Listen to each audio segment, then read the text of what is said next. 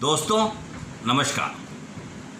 पिछले जो वीडियो हैं उनमें हमने चर्चा की थी भारतीय दंड संहिता के कुछ महत्वपूर्ण चैप्टर्स के संबंध में, अध्याय के संबंध में।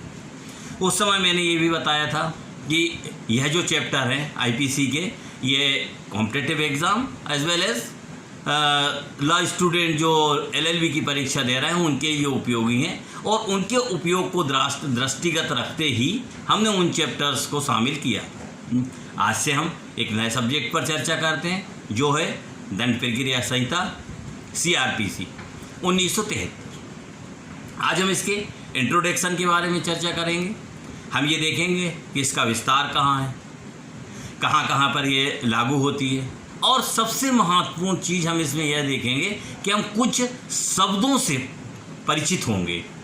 ये शब्द सीआरपीसी को आगे समझने में सहायक रहेंगे, और यह टर्मिनोलॉजी जो परिभाषाएं हैं, ये डेफिनेशन, ये टेक्निकल टर्मिनोलॉजी सीआरपीसी के सेक्शन 2 में वर्णित की गई है। देखेंगे आगे। इसके पहले मैं एक बात क्लियर कर देता हूँ कि जो हमने पहले भारतीय दंड संहिता 1860 देखी वह है सब्सटेंसिव लॉ है, और दंड प्रक्रिया संहिता जो है यह प्रोसीजरल लॉ है। ठीक है, प्रोसीजर लॉ का मतलब यह होता है कि सब्सटेंसिव लॉ में जो अपराध डिफाइन किए गए हैं उनका ट्रायल किस तरीके से किया जाए, उनका विचारण किस तरीके से किया जाए, इसकी प्रक्रिया प्रोसीजरल लॉ में रहती है। तो दोस्तों सीआरपीसी 1973 प्रोसीजरल लॉ है। इसके इंट्रोडक्शन में हम देखेंगे कि दंड प्रक्रिया संहिता सीआरपीसी 1973 संपूर्ण भारत पर लागू होती है। सेक्शन 1 यह कहती है कि संपूर्ण भारत पर लागू होती है जम्मू कश्मीर राज्य को छोड़कर। इसमें एक प्रोविजो है कि इस सीआरपीसी के chapter 8, 10 and 11 Nagaland state and territory area पर लागू नहीं होंगे।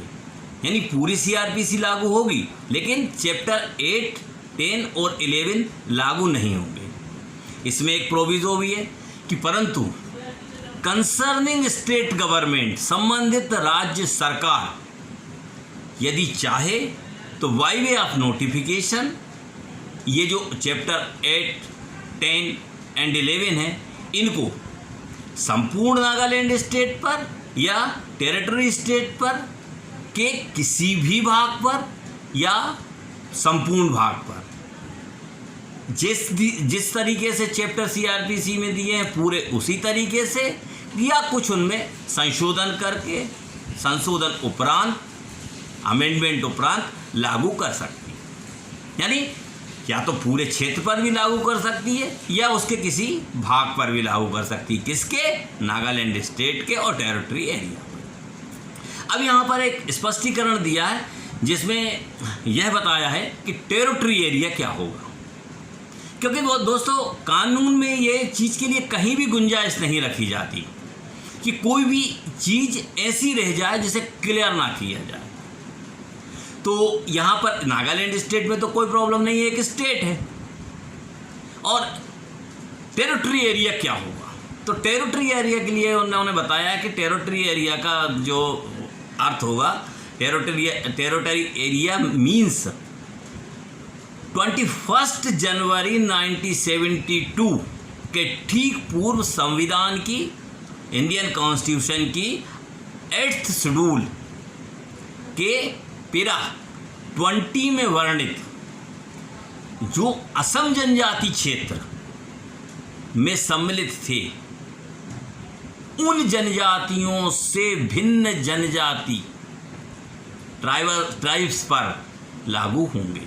यानी असम जनजाति पर, असम जनजाति क्षेत्र में जो शामिल थे उनसे भिन्न जो क्षेत्र रहेंगे वह जनजाति क्षेत्र कहे जाएंगे। थोड़ा सा टेक्निकल है, एक बार और समझ लेते हैं। 21 जनवरी 1972 के ठीक पूर्व इंडियन कॉन्स्टिट्यूशन की शेड्यूल 8 के पैरा 20 में वर्णित असम टेरिटोरियल एरिया में जो शामिल थे उनसे भिन्न ट्राइबल एरिया कहे जाएंगे। ठीक है दोस्तों, इसके बाद हम देखते हैं कि सीआरपीसी 1 अप्रैल 1973 में इस स्वरूप में लागू की गई जिस स्वरूप में आज तक चलती आ रही है। दोस्तों, निवेदन है ध्यान रखना, संपूर्ण भारत पर जम्मू कश्मीर राज्य को छोड़कर Nagaland state and territory area की पोजीशन हमने देख ली है। इस सीआरपीसी में कुल चैप्टर जो है 37 चैप्टर हैं और कुल 484 धाराएं हैं, सेक्शंस हैं और 2 शेड्यूल दी गई हैं। अब हम देखते हैं कुछ शब्द, जो वर्ड्स, डेफिनेशंस जो सेक्शन 2 में दिए गए। पहला है वेलेबल ऑफेंस। ये एक बात बता देता हूँ कि सेक्शन 2 में जो डेफिनेशंस दी गई हैं उनमें से मैं उन खास डेफिनेशंस को चर्चा में शामिल करूंगा जो हमारे लिए सीआरपीसी समझने के लिए आवश्यक रहेगी। प्लस इन डेफिनेशंस से कॉम्पिटिटिव एग्ज़ाम में प्रश्न भी पूछे जाते हैं। जो लॉ एग्ज़ाम दे रहे हैं, जो स्टूडेंट लॉ का एग्ज़ाम दे रहे हैं, उनसे भी एग्ज़ाम में ये डेफिनेशंस में से क्वेश्चन आते हैं। दोस्तों, निवेदन करूंगा मेरी बात को ध्यान रखें कि बाकी की जो डेफिनेशन दी गई है ऐसा नहीं है कि वो महत्वपूर्ण नहीं है।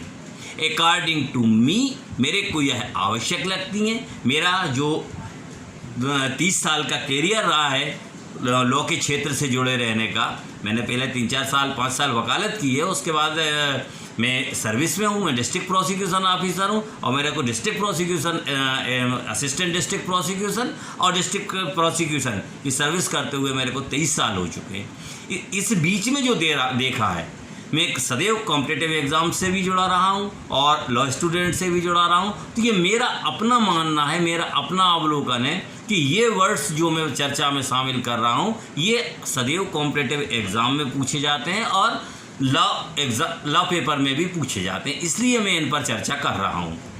इनमें से कुछ डेफिनेशंस छोड़ी भी गई हैं, जिसका ये मतलब बिल्कुल नहीं है कि वो ना पढ़ें आप। मेरी चर्चा का उद्देश्य ये है कि कानून एक बहुत ही व्यापक विषय है। सीआरपीसी अपने आप में एक व्यापक विषय है, आईपीसी अपने आप में एक व्यापक विषय है। तो आईपीसी में से भी मैंने कुछ खास चैप्टर जो लिए थे जो मैं उचित समझता था कि ये एग्ज़ाम के पर्पज़ से, कंपटीशन के पर्पज़ से आवश्यक है, ताकि बहुत ज़्यादा लेंदी सब्जेक्ट ना हो पाए और हम मार्क्स ज़्यादा से ज़्यादा ऑब्टेन कर सकें। इसी तरीके से सीआरपीसी में वही चीज़ों पर डिस्कशन करूंगा जो मेरे हिसाब से बहुत आवश्यक भी हैं और कॉम्पिटिटिव एग्ज़ाम के लिए उपयोगी हैं। मेरा सिर्फ दोस्तों उद्देश्य ये है कि चाहे आप लॉ स्टूडेंट हो, चाहे कॉम्पिटिटिव एग्ज़ाम की परीक्षा दे रहे हो, अंक ज़्यादा से ज़्यादा, मार्क्स आप ज़्यादा से ज़्यादा ऑब्टेन कर सकें, इस चीज़ को दृष्टिगत रख के मैं चर्चा करता हूँ। देखते हैं दोस्त वेलेबल ऑफेंस। वेलेबल ऑफेंस का जो डेफिनेशन दी है, फर्स्ट शेड्यूल, अभी हमने चर्चा की थी कि सीआरपीसी में 2 शेड्यूल है। तो जो फर्स्ट शेड्यूल में जिन ऑफेंसेस को वेलेबल दिखाया है वह ऑफेंसेस और तत्समय प्रवर्तित किसी अन्य विधि में जिन अपराधों को वेलेबल दिखाया गया है, यानी any other law for the time being in force offences bailable offences, और नॉन वेलेबल ऑफेंस के अतिरिक्त सभी ऑफेंसेस जमानती अपराध कहे जाएंगे, वेलेबल ऑफेंस कहे जाएंगे। अब शब्द आता है कॉग्निजेबल ऑफेंस, जिसको बोलते हैं संज्ञेय अपराध। तो संज्ञेय अपराध के बारे में कहा जाता है कि कोई भी पुलिस ऑफिसर फर्स्ट शेड्यूल के अनुसार या तत्समय प्रवर्त किसी अन्य विधि के अनुसार, यानी any other law for the time being in force के अनुसार वारंट के बिना गिरफ्तार करने का अधिकार रखता है, तो वह कॉग्निजेबल ऑफेंस कहलाएगा। दूसरा आगे देखते हैं, जांच, इंक्वायरी। देखिए दोस्तों, यहाँ पे आपने, यदि आप लॉ फील्ड से जुड़े हुए हैं तो आपने अक्सर देखा होगा कि कोई व्यक्ति अगर थाने में जाता है रिपोर्ट करने के लिए, तो जनरली थाने में ये बोल दिया जाता है कि हाँ हम ठीक है, हमने आपका आवेदन रख लिया है, अभी हमने आवेदन को जांच में रख लिया है और फिर जांच करने के बाद हम अपराध कायम करेंगे। दोस्तों, मैं आपको बताना चाहता हूं कि कानून में, क्रिमिनल लॉ में जांच का कोई भी स्थान नहीं है। पुलिस के द्वारा कोई भी जांच नहीं की जाती। पुलिस के द्वारा सिर्फ और सिर्फ इन्वेस्टिगेशन किया जाता है। इसलिए इस इंक्वायरी की परिभाषा को, जांच की परिभाषा को विशेष रूप से देखें। जांच का पहला वर्ड ही है जांच की डेफिनेशन में कि विचारण से भिन्न, यानी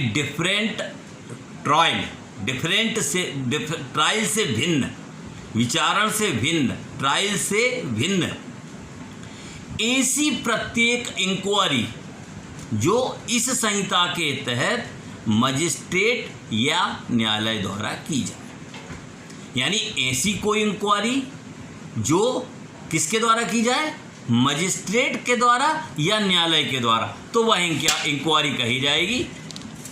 ध्यान रखें दोस्तों, पुलिस के द्वारा सिर्फ इन्वेस्टिगेशन किया जाता है, जांच नहीं की जाती। जांच सदैव मजिस्ट्रेट या न्यायालय के द्वारा की जाती है।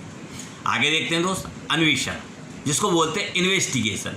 ये पुलिस का मामला है, पूर्ण रूप से पुलिस का मामला है। इसमें देखते हैं वे समस्त कार्यवाही, ऑल प्रोसीडिंग्स जो इस संहिता के तहत, किसके, सीआरपीसी के तहत पुलिस अधिकारी द्वारा या ऐसे किसी भी व्यक्ति के द्वारा जो मजिस्ट्रेट द्वारा इस निमित्त प्राधिकृत किया गया है, एथोराइज किया गया है, साक्ष्य एकत्रित करने के लिए की जाए, एविडेंस कलेक्ट करने के लिए की जाए, तो वह इन्वेस्टिगेशन कहलाता है। ओके, आगे देखते हैं जुडिशियल प्रोसीडिंग, न्यायिक कार्रवाई।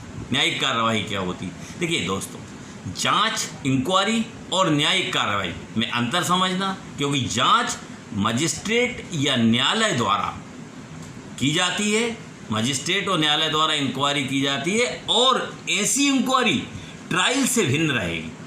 ट्रायल के बारे में हम आगे चर्चा करेंगे कि जब कोई ऑफेंस घटित हो जाता है और पुलिस के द्वारा चालान पेश कर दिया जाता है, चालान फाइल कर दिया, चार्जशीट फाइल कर दी जाती है, तो फिर जो विचारण किया जाता है, जिसके उपरांत ही यह देखा जाता है कि अपराधी ने अपराध किया है या नहीं किया है, उसे सजा दे दी जाती है, छोड़ा जाता है, पनिश किया जाता है, एक्विटेट किया जाता है, यह सब जो है ना ट्रायल के माध्यम से देखते हैं। इसलिए जांच में यह शब्द जोड़ा गया है कि विचारण से भिन्न, ट्रायल से भिन्न ऐसी इंक्वायरी जो इस संहिता के तहत मजिस्ट्रेट या न्यायालय द्वारा की जाती है। इन्वेस्टिगेशन की परिभाषा देख चुके हैं, आगे देखते हैं जुडिशियल प्रोसीडिंग, यानी ऐसी कार्रवाई, ऐसी प्रोसीडिंग जिसके अनुक्रम में साक्ष्य वेद रूप से शपथ पर लिया जाता है। इसका क्या मतलब होगा?